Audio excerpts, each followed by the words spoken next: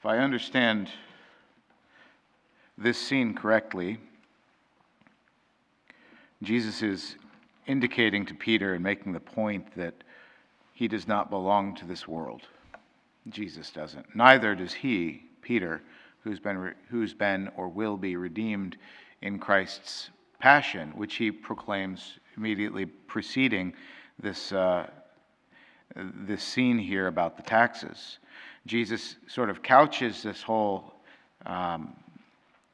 imperial or kingdom scene about taxes and rulers within the larger context of his death and resurrection. That Peter, what we're going to talk about here about taxes, it's really not about the temple tax. It's about something more. It's about what I'm going to accomplish in the end and for all people. So, who do kings take the census tax from? Their subjects or foreigners? And Peter says, well, from foreigners. Jesus is indicating here, of course, I don't belong to this world. My kingdom doesn't belong to this world. If my kingdom did belong to this world, my angels, my subjects would be fighting to keep me from being handed over to you. But as it is, my kingdom is not of here, of this world. So in a sense, Jesus is a foreigner. And by his association with Jesus, which is more intimate than that of a subject to a king, but rather a member of his body, Peter also is made a foreigner. But also they live in the world, and so need to be subject to the rules of the world. And so Jesus says, so that we don't give them any scandal, go ahead and pay the money.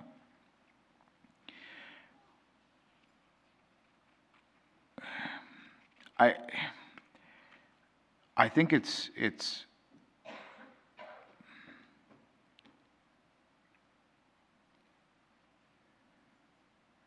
trying to see a little bit farther than my next sentence here. I think it's important when we read the Scriptures, and not just when we read the Scriptures, but when we look at our life, that we remember the context in which Jesus has put every moment, every day of our life. That it's within the context of his resurrection, the context of his victory, the context that we are not slaves of this world. We do not belong to this world. We're sojourning through this world. The tighter we cling to this life, the tighter we cling to the things of this world, the more frustrated we become because it's not the way the Lord made us. He made us for himself. And he did that to us when we were baptized. And he recreated us to no longer be material creatures of this world, but to be a creature redeemed, restored, recreated after his own likeness, which does not belong here, but belongs in heaven. We have to deal with all sorts of stuff in our lives, and the joke goes that the two things in life that are certain are death and taxes, and here Jesus is talking about both of them, but not with a despairing, oh, I've got to deal with taxes, oh, I've got to deal with death,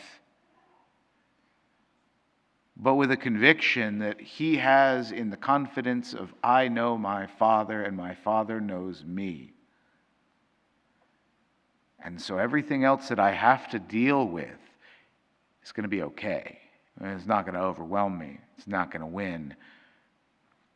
And Paul, of course, mocks death. Oh, death, where's your victory? Death, where's your sting? Jesus beat you. You're the one that should be ashamed.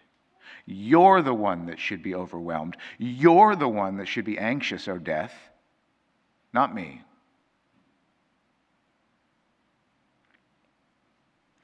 As Christians, we're no different than St. Paul. We have no reason, any more than St. Paul, to fear the things of this world, to fear the dominions and the powers of this world, to fear the authorities of this world, to fear the natural, normal, ordinary, day-to-day responsibilities of this world. because Jesus prophesied his death. Jesus underwent his death, and Jesus rose from the dead, and Jesus has united you to that victory. So be assured, you're not abandoned. You have no reason to be ashamed. Only death has reason to be ashamed. Stay with Jesus in this life. Stay with Jesus in this day, in this moment, and nothing can take you from him. You'll be with him forever.